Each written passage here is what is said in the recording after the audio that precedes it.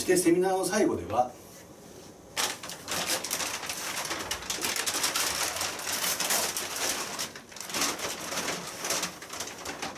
そのセミナーで実際に作った帳票類ですとかを貼り付けて完成図を見てもらいます。あ、なるほど、これが目標達成の PDCA のあるべき姿だということを実感してもらいます。このような体験型のセミナーとなっております。